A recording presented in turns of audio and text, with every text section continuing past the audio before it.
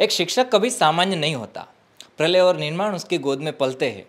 પણ એ જે સમયની વાત છે ને, ચાણક્યના સમયની, ત્યારે સારું લાગતું હતું, પરંતુ અત્યારે પરિસ્થિતિ શિક્ષકોની એવી છે. મારા હાથમાં અત્યારે પેપર્સ છે, એ રજૂઆતના પેપર્સ છે, જે વિદ્યાર્થીઓ ટેટ ટાટ જેટલા પણ વિદ્યાર્થીઓ છે એ રજૂઆત કરવા ગયા હતા. ઘણી બધી જગ્યાએ રજૂઆત કરી, શિક્ષણ મંત્રીને રજૂઆત કરી, મુખ્યમંત્રીને રજૂઆત કરી, ઓએસડી છે એમને રજૂઆત કરી, વિનોદ રાવને રજૂઆત કરી. અત્યારે જે અહીંયા લખવામાં આવી રહ્યું છે રાષ્ટ્રીય શિક્ષણ નીતિ 2020ની, અને એની અંદર દેખાડવામાં આવ્યું છે કે કઈ રીતના કાયમી શિક્ષકોની વ્યવસ્થા કરવા માટે ખુદ આ જે પોલિસી છે એમાં જ કહેવામાં આવ્યું છે, પરંતુ છતાંય એનું અનુકરણ છે નથી થતું. ત્યારબાદ આપણે જોઈએ કે આ ઠરાવો છે, સરકાર પોતાના ઠરાવો જ લગભગ ભૂલી રહી છે. કાયમી શિક્ષક વિદ્યા સહાયક તરીકે લેવાની નિમણૂકની વાત હતી, પરંતુ છતાં પણ એ ભૂલાઈ ગયું. ચાલો વાંધો નહીં, ભૂલાઈ ગયું તો યાદ અપાવવા માટે જ્યારે વિદ્યાર્થીઓ ગયા હતા ત્યારે એમણે બધું યાદ અપાવ્યું હતું.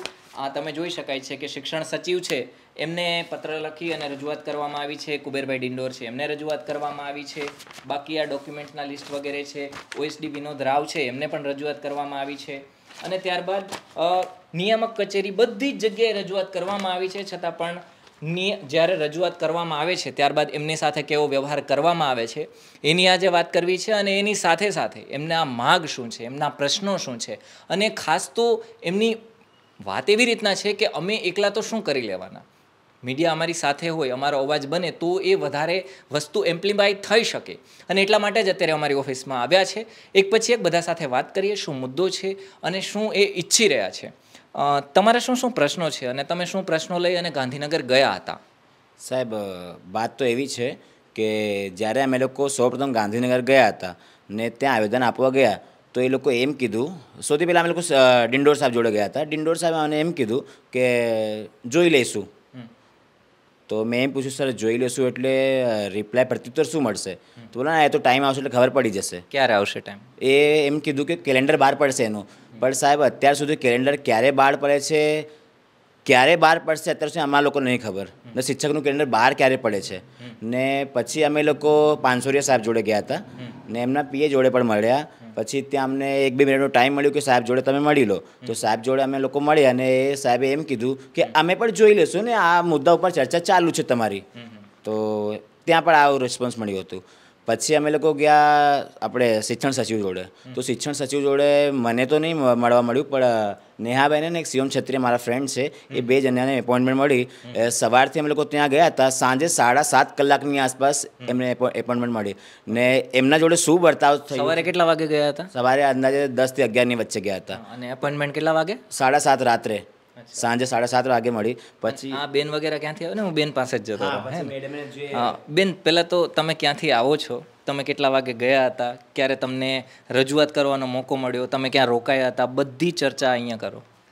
सर हम लोग मॉर्निंग से ही निकल गए थे क्योंकि हम अहमदाबाद में रहते हैं. हमारे पास इतनी सुविधा नहीं है कि हम बस करें या प्राइवेट टैक्सी करें. इतना हम नहीं कर सकते सर, हमारी आर्थिक स्थिति इतनी अच्छी नहीं है. तो मैंने हमारे साथ के जितने भाई लोग जाने वाले थे उनका मैंने मदद लिया और मैं उनके साथ गई. मैं 10:30 बजे से पहले निकल चुकी थी और हम लोग वहाँ पर कब से थे और ये बोल रहे थे कि आपसे मिलने नहीं दिया जाएगा, आपसे मिलने नहीं दिया जाएगा. तो हमने कहा हम वेट करेंगे, जब तक सर नहीं मिलना चाहेंगे तब तक वेट करेंगे. तो हमें 7:30 बजे के आसपास उनसे मिलने का मौका मिला.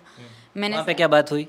सर से मैंने कहा कि सर हम कायमी भर्ती, उन्होंने पूछा कि किस लिए आए हैं आप. हमने बोला सर कायमी भर्ती के लिए हम आए हैं. तो उन्होंने कहा कि क्यों आप 11 महीने वाले में नहीं आना चाहते? तो मैंने कहा कि सर हम तो कायमी, हम तो एग्ज़ाम पास किए हुए हैं तो हम तो कायमी में आएंगे. तो बोले कि हम शिक्षा देने वाली संस्था है, ना कि नौकरी देने वाली संस्था है. तो मैंने कहा सर तो हमारा भविष्य क्या होगा, हम तो गरीब के बच्चे हैं सर, हमने बहुत मेहनत की है. तो बोले कि वो सब आप भूल जाओ, आपको आना है तो ज्ञान सहायक में आइए वरना आप भूल जाइए. तो और उन्होंने वो खुद खड़े हो गए. उन्हें 2 मिनट से ज़्यादा, अगर 2 सेकंड से ज़्यादा कोई बोलता है ना तो वो खुद खड़े हो जाते हैं. ये तो मैंने देख लिया. तो वो खुद खड़े हो गए और बाहर निकलने लगे, क्योंकि वो मेरा हाथ पकड़ के तो बाहर निकाल नहीं सकते थे, अपनी मर्यादा है. तो खुद बाहर निकल के मैंने हाथ जोड़ लिए, मेरे आंखों में आंसू आ गए कि सर अब हमारा भविष्य क्या होगा, कुछ तो संतोषजनक जवाब दीजिए सर आप. हम तो हर जगह भटके, ये पॉलिसी लाने वाले भी आप ही हैं, तो आप रास्ता बताइए कि क्या होगा, कुछ तो जवाब दीजिए सर. तो वो गुस्सा हो गए, वो बहुत गुस्सा हो गए, उनके आंखों में क्रोध आ गया और उन्होंने कहा कि आप क्या चाहती हैं, मैं ये बोल दूं कि मैं पॉलिसी बदलने वाला हूँ, ये पॉलिसी बदलने वाली नहीं है। हम कोई नौकरी देने वाली संस्था नहीं है, हम सिर्फ बच्चों का विचार करते हैं और शिक्षकों का नहीं। हम तो कायमी शिक्षकों से कंटाल गए। मैंने बोला सर कायमी शिक्षक क्यों नहीं लाएंगे आप? तो बोले हम कायमी शिक्षकों से कंटाल चुके हैं। सर आप बताइए, यदि कायमी शिक्षक एक दिन चौक और डस्टर ना उठाए तो क्या गुजरात की शालाएँ चल पाएंगी? गुजरात में शिक्षण चल पाएगा? पीढ़ी बर्बाद हो जाएगी। वही, अब तो कायमी शिक्षकों को भी सोचना पड़ेगा कि उनका भविष्य भी क्या है। फिर क्या हुआ? फिर सर हम जैसे जैसे सीढ़ी नहीं उतर रहे थे, हम अपनी चर्चा कर रहे थे। मेरी आवाज़ सुनकर जो लोग बाहर खड़े थे वो लोग भी आवाज़ उनकी सुन चुके थे, क्योंकि वो इतने क्रोध में बोल रहे थे। हम लोग हाथ जोड़े हुए खड़े थे उनके सामने। सब लोगों ने देखा कि किस तरीके का अपमान उन्होंने किया हमारा। हम जब तक सीढ़ी नहीं उतरे, उनके लोगों ने हमको ग्राउंड से बाहर जब तक नहीं निकाल दिया तब तक हमारे पीछे थे। आप बाहर निकलो, आप बाहर निकलो, चलो हवे थई गयो। और जो हमारे फिर हमने 2-3 जनों को फिर बाद में भेजा, तो बोले कि हम अब उन्होंने अपने पर्सनल सेक्रेटरी को बोल दिया कि अब के ये लोग आए ना तो मिलने नहीं देने का। और वहाँ के लोग अगर हम आवेदन देने जाते हैं तो वो बोलते हैं कि साहब અમારા ઉપર ખીજાય છે, તો તમારા લોકો ઉપર કેટલા ખીજાશે? તમે લોકોને ચોખ્ખા ના પાડી દીધી છે કે તમે લોકો આવતા નહીં અહીંયા। तो सर हम कहाँ जाएँ सर, किसके पास जाएँ सर? सीएम तक भी मिल चुके हैं हम। कौन सा प्लेटफॉर्म ऐसा है जहाँ जाएँ और हमारी बात को सुनी जाए सर? સમસ્યાઓ ઘણી બધી છે, કારણ કે આ જઈને જાય ક્યાં? જાય તો સરકાર પાસે જ, કારણ કે એ તો એમના માટે મા બાપ છે। બેન તમારું શું કહેવું છે? માગ શું છે તમારી? પહેલાં તો જમાવટની ટીમનો ખૂબ ખૂબ આભાર કે અમને પહેલેથી સપોર્ટ કર્યો છે। જ્યારે અમે આંદોલનમાં બી જઈએ તો સૌ પ્રથમ મીડિયા પ્લેટફોર્મ તરફથી દેવાંશીબેન હોય કે પાયલબેન તરત જ અમને મદદમાં આવી જાય છે। બીજા કોઈ પણ મીડિયાવાળાને આપણે ફોન કરીએ ને તો કોઈ પહોંચી શકતું નથી। તો અમારો મતલબ એ જ છે કે જ્ઞાન સહાયક જે આવે છે એમાં બધા વિદ્યાર્થીઓ ફોર્મ ભરશો જ નહીં। જો ફોર્મ જ નહીં ભરાય તો પછી પોલિસી આપોઆપ રદ થઈ શકે। અને મારો તો વિદ્યાર્થીઓના વાલીને પણ એક જ સંદેશ છે કે અમારી સાથે આંદોલનમાં પણ તમે જોડાઓ। કાલ સવારે તમારા બાળકોનું ભવિષ્ય પણ અમારા ઉપર જ નિર્ભર છે। જો શિક્ષકો જ કાયમી નહીં હોય તો તમારા બાળકોને કોણ ભણાવશે? તો મારી એટલી જ અપીલ છે કે આ ફોર્મ ભરાય તો કોઈએ પણ એમાં ભાગીદાર થવું નહીં અને બધા વિદ્યાર્થીઓ સાથે વાલીઓ પણ અમારી સાથે જોડાય। બીજા એક ભાઈ પણ છે, એમને પણ પૂછીએ શું સમસ્યા શું છે અને શું માગ લઈ અને તમે ગયા હતા? માંગ અમારી એક જ છે કે સરકાર અત્યારે વચગાળાની વ્યવસ્થાના રૂપે જો કોન્ટ્રાક્ટ ભરતી કરતી હોય તો અમને એમાં પણ વાંધો નથી, પણ સરકાર પોતાનું સ્ટેન્ડ ક્લિયર કરી દે કે અમે કાયમી ભરતી કરીશું।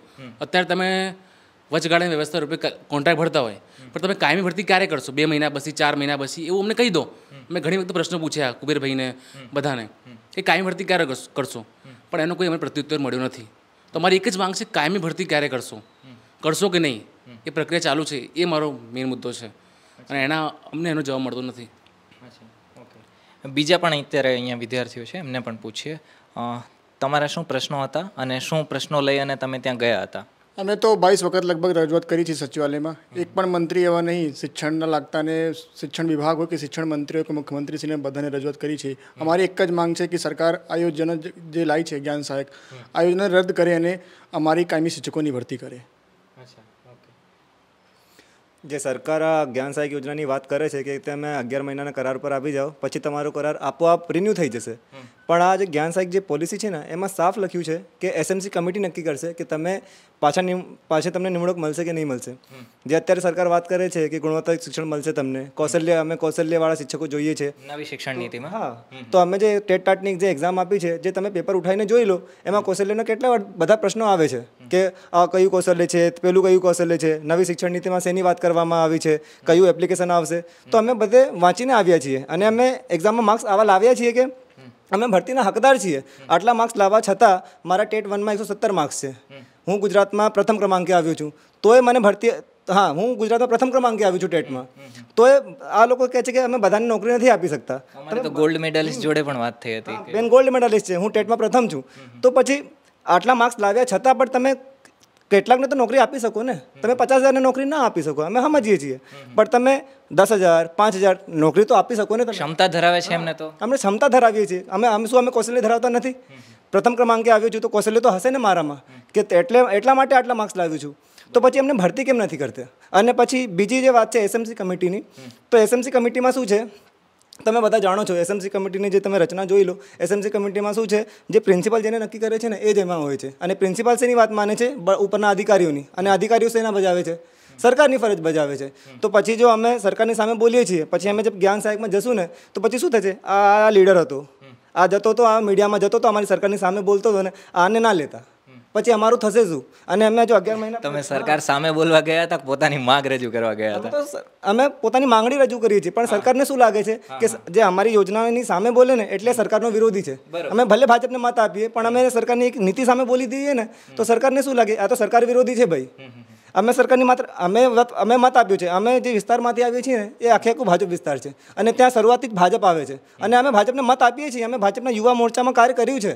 જો સરકાર અમારું ઇતિહાસ ખંગાલે ને તો સરકારને ખબર પડશે કે અમે ભાજપના સપોર્ટ કરીએ છીએ અને ભાજપની રેલીઓમાં ઘણા બધી રેલીઓમાં ગયા છીએ. અમે કાર્યકર્તા હતા પહેલાં, પણ અત્યારે અમારો ભવિષ્યનો સવાલ છે અને જો લાગવગ ચાલશે ને સાહેબ તો અમે ક્યાં જશું સાહેબ? જ્ઞાન સહાયક યોજના 5 વર્ષની છે. 5 વર્ષ પછી તમે ફરીથી એક્ઝામ આપો. આ શું ચૂંટણી ચાલી રહી છે સાહેબ કે 5 વર્ષ પછી ચૂંટણી આવશે તો એટલી એવી રીતે તમારે ટેટની એક્ઝામ આપવાની? શું આ આઈએસ અધિકારીઓ આઈપીએસ અધિકારીઓ છે સાહેબ? શું 5 વર્ષે યુપીએસસીની એક્ઝામ આપે છે? એકવાર એક્ઝામ આપીને ફ્રી થઈ જાય છે, પછી સેક્રેટરીઓ બનતા જાય છે, કેબિનેટ સેક્રેટરીઓ બને છે. તો અમારે શિક્ષકમાં રહેવા છતાં પણ અમે 5 વર્ષે દર વખતે એક્ઝામ આપવી પડે. કાયમી ક્યારે થશું અમે? અને જો જ્ઞાન સહાયકમાં 5 વર્ષ કરશું અમે 21,000માં, પછી અમે 5 વર્ષ વિદ્યા સહાયકમાં કરશું 20,000માં, તો અમે તો 10 વર્ષ તો અમે 20,000માં જ રહીશું. અને મોંઘવારી કેટલી છે? ટામેટાનો ભાવ શું છે સાહેબ?